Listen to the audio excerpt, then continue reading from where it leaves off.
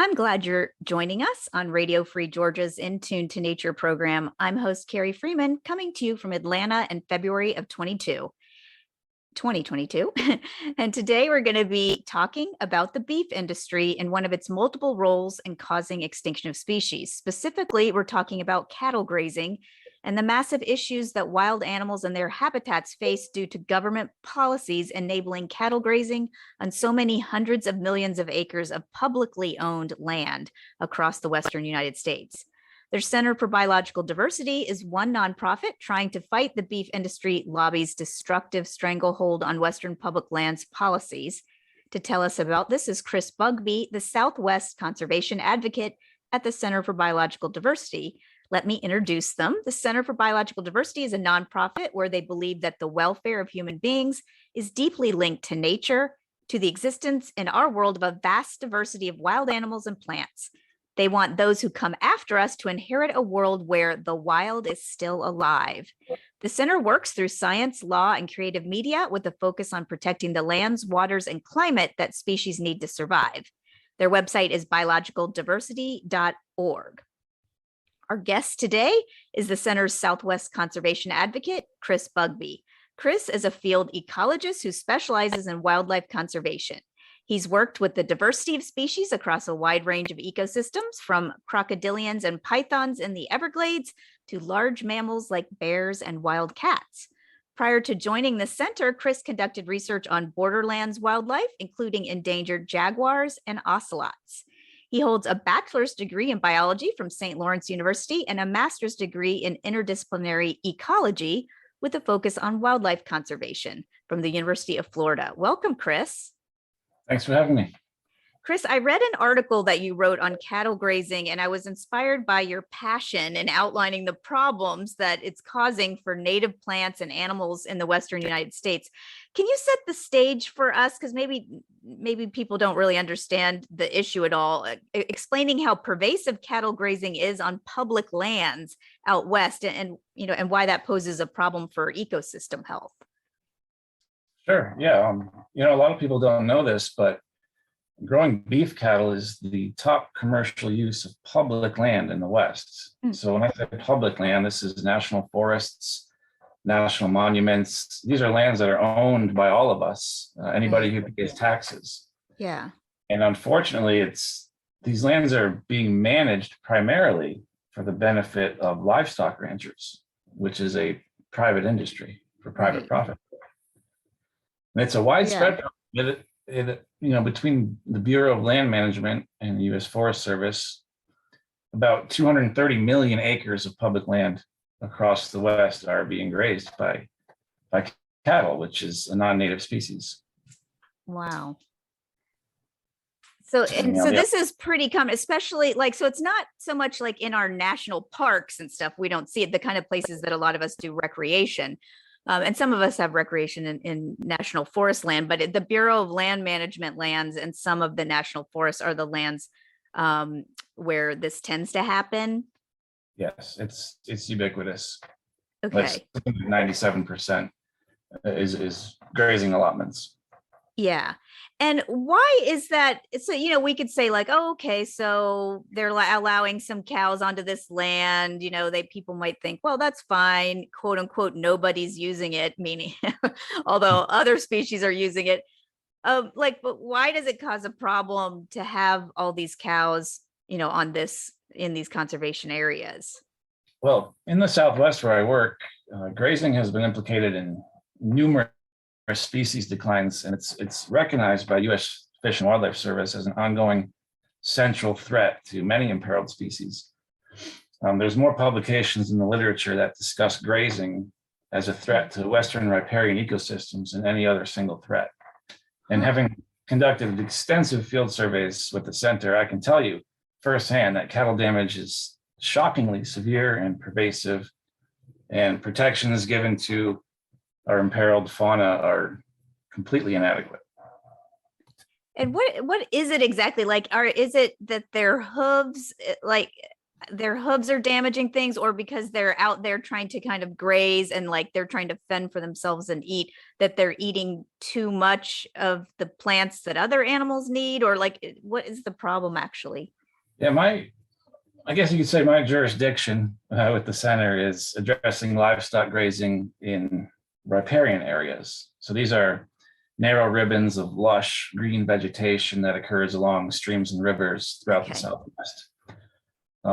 It's about 1% of the land is riparian systems, but it provides habitat for over 80% of Western wildlife and plant species. Hmm. So it's a keystone ecosystem. Yeah. And the vast majority of these systems are in a highly degraded condition directly due to livestock grazing. So you just picture a hot summer in the desert. The cattle are drawn to these riparian zones because there's water and there's shade and it's cooler and there's more to eat. Right. So without some kind of fencing or intervention, cattle are going to spend about 30 times longer in these riparian zones than they are in adjacent uplands. And what they do is aside from completely denuding the vegetation, they're trampling streams, polluting them with feces, causing irreversible changes in hydrology and plant communities and watershed function. And all this is happening wholesale, subsidized, complete degradation of rare ecosystems in the Southwest. And of course, I just want to clarify, as we problematize cattle grazing, that I don't blame the cows. I blame the ranchers who breed the cows for profit and put them in these ecosystems in the government with the government's permission to fend for themselves and finding food and water. So I just want to put that out there.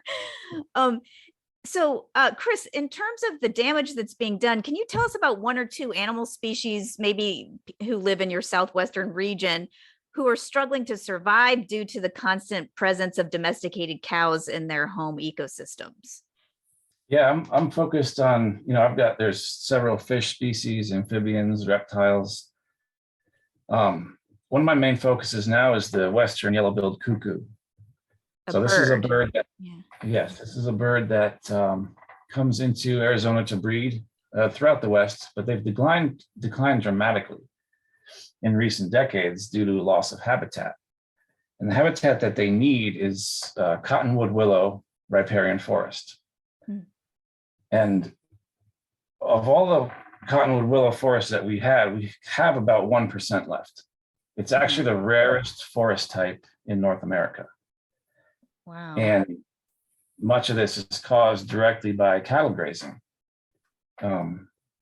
Cattle, they're eating the seedlings and saplings of the cottonwood willow forests, and basically precluding the forest from regenerating itself.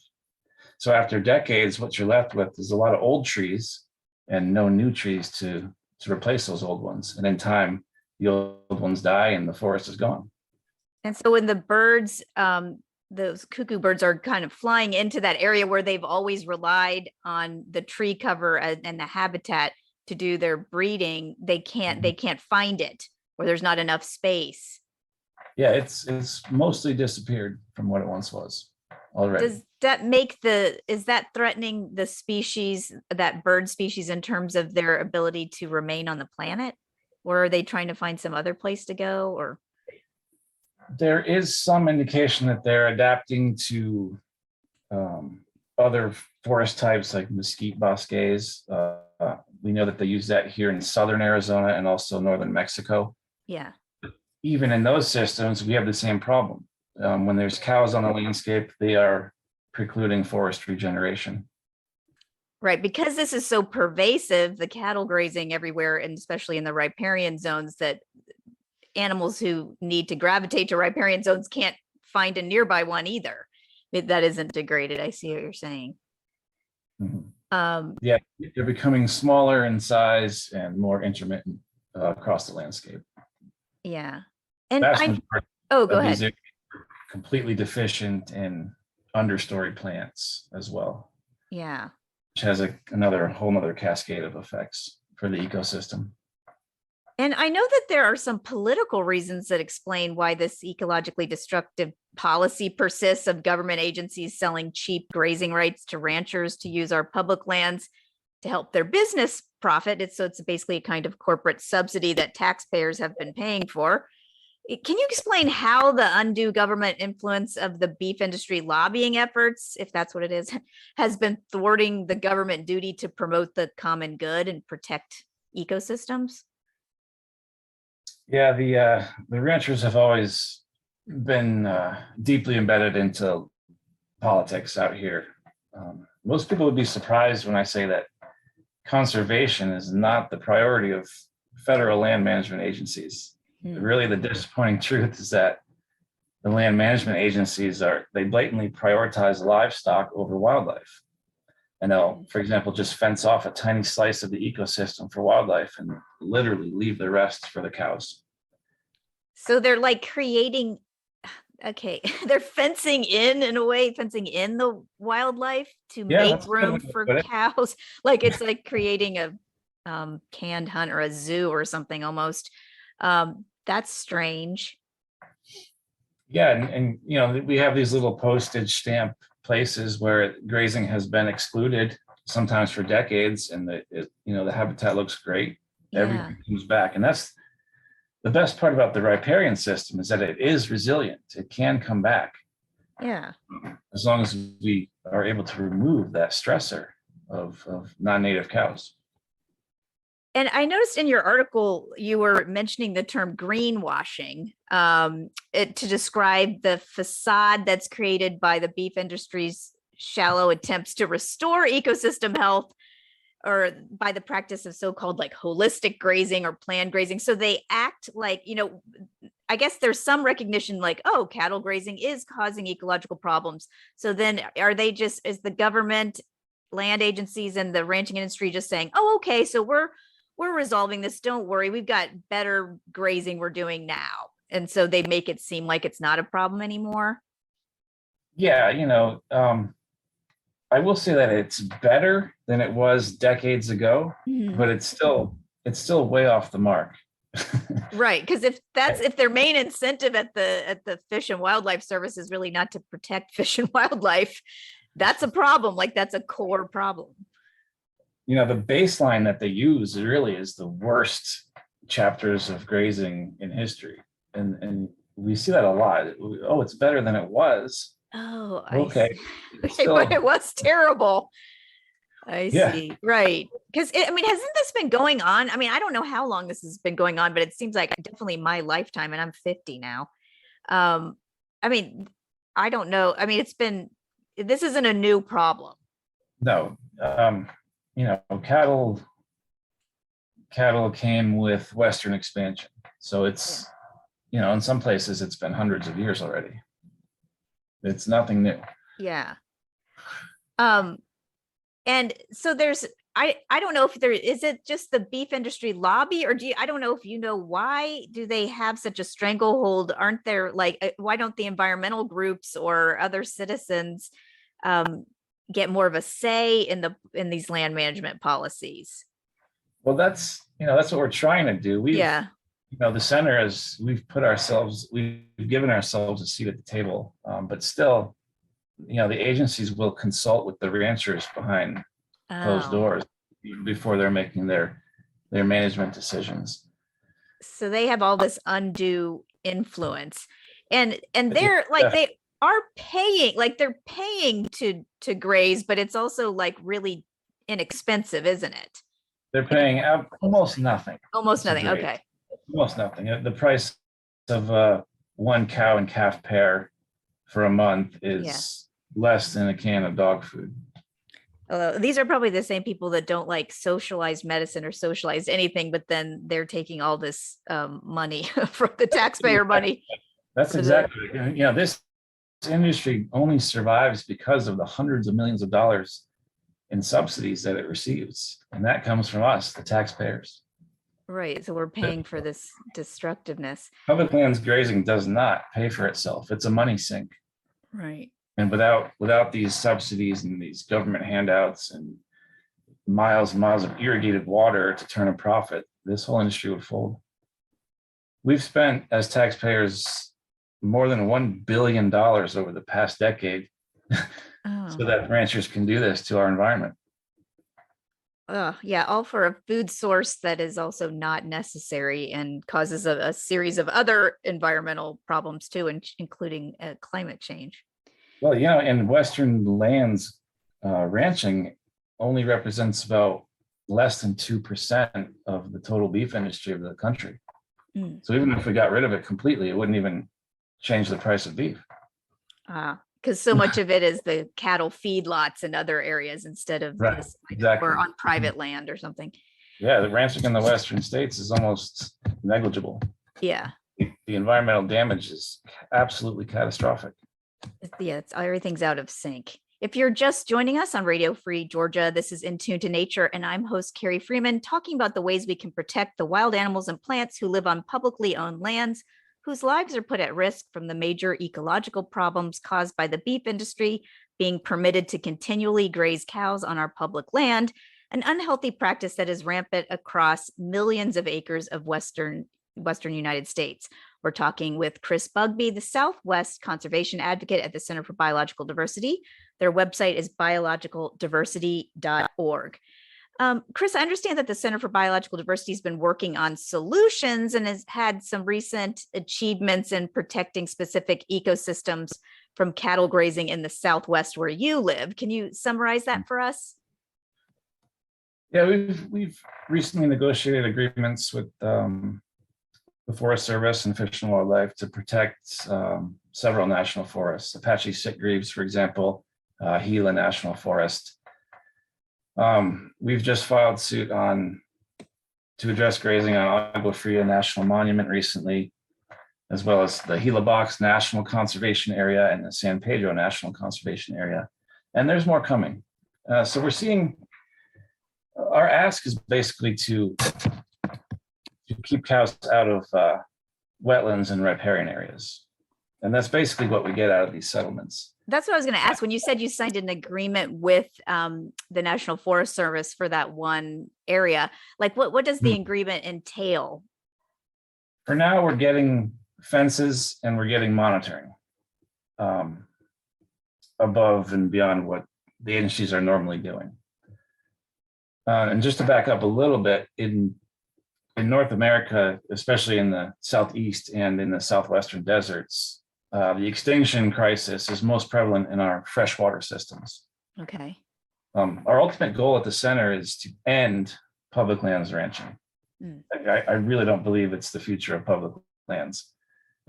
Right. But short of that, our goal is to end public lands ranching in riparian zones, these important waterways.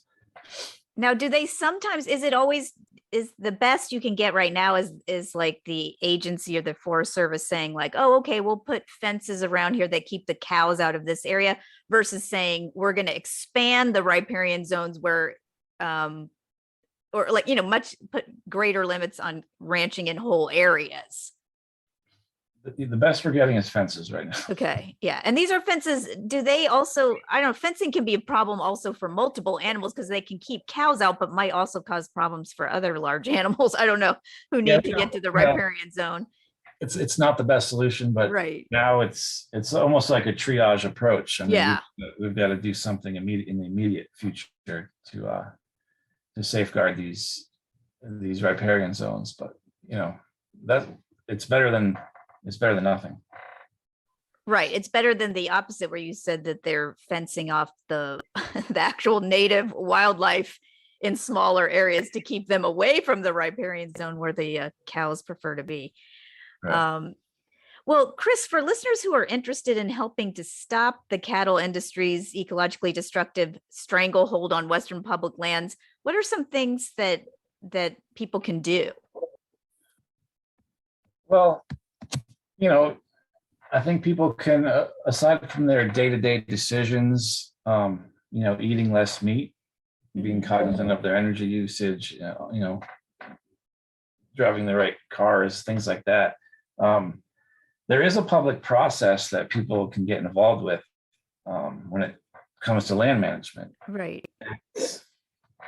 it's kind of hard for the average person to get involved. It can be tricky navigating the process, but I'm actually going to start a public campaign on the website, Center for Biological Diversity website. That's going to make it easier for the general public to reach out and give their opinion to the appropriate decision makers in the federal agencies. That's great, because I pretty much only do that when I get prompted by an action alert by an environmental group or an animal group like yours. And it gives me a link right to the government website for the public comment. And they tell you the dates, when you have to get it in by, and there might be some little case number or something, because it's kind of legal and official. I guess the hope would be that that it wouldn't just be the ranching industry who's commenting on these things, that citizens who care more about the overall health of our ecosystems and biological diversity would speak, those of us who don't have a vested, economic interest. And then I suppose it just makes it harder for the public officials in a way, even to save face in terms of ignoring the public commentary. Well, yeah, the public and the citizens are literally the antidote to the stranglehold that the ranchers have on the agencies. So I'll give you a spoiler. I'm actually developing an action alert right now. Oh, yeah, awesome. Okay. And it should hopefully be able to help people voice their opinion. And so do people sign, if they go to biologicaldiversity.org, is there like a sign up for action alerts kind of area? Yeah. Okay. Just visit the website and you should be able to find it pretty easily. Okay. And I know, like you mentioned, eating less meat. I mean, I'm a vegan, and I withhold my money from the meat industry, and I have for a quarter century now, as part of a protest of destructive meat industry practices like this. And I also try to work as a citizen too, in promoting plant-based organic foods and access to them, and also in voting for environmentally responsible elected officials where I can. Yeah. So I wanted to also just throw that out too, in terms of like thinking of ourselves as consumers and citizens, and how, it's hard for us sometimes to know, well, what can we do about this very specific issue? But I think, yeah, in general, yeah, I do a lot of these shows on animal agribusiness and fishing and all the problems related to that. So every time we hear about problems with specific industries, the more we keep giving our money to them without putting any strings attached, the more they're just going to keep doing whatever they can do to make, more money, with less, like cut any corner to make more money. Yeah, those are all very admirable everyday actions that everybody can take. And I thank you for doing that. Yeah. Well, that's the end of our show, but I want to thank you, Chris Bugby, for being with us on Radio Free Georgia's In Tune to Nature program. And thanks for the vital work that you do with the Center for Biological Diversity in protecting the ecosystems and all the individual animals, human and non-human animals, living in the beautiful Southwestern United States. Thank you so much for having me. Take care. And to our listeners, thank you for tuning in to Tune to Nature, broadcasting every Wednesday at 6:30 p.m. Eastern Time, online at wrfg.org, and on Atlanta radio station 89.3 FM.